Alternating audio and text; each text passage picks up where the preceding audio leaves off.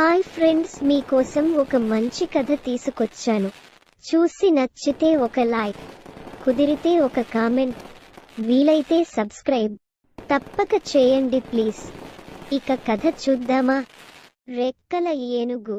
అనగా ఒక రాజు. ఆ రాజుకి ఒక పెద్ద తోట. తోటకు కాపలాదారుడు సూరయ్య, అతని భార్య నరసమ్మ. వారు తోటలోనే కాపురం ఉండేవారు. ఒకరోజు ఉదయం సూరయ్య తోటలో తిరుగుతున్నాడు. ఒకవైపున చెట్లు మేసి ఉండటం గమనించాడు. రాజుగారికి ఇది తెలిస్తే శిక్ష తప్పదేమోనని భయపడ్డాడు. తోటంతా తిరిగాడు. కంచె అంతా బాగానే ఉంది.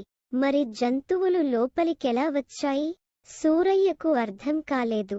ఆ రోజు నుండి ప్రతి రాత్రి సూరయ్య మాటువేసి కాపలా కాశాడు. పున్నమి రాత్రి వచ్చింది. వెన్నెల పిండారబోసినట్లుంది.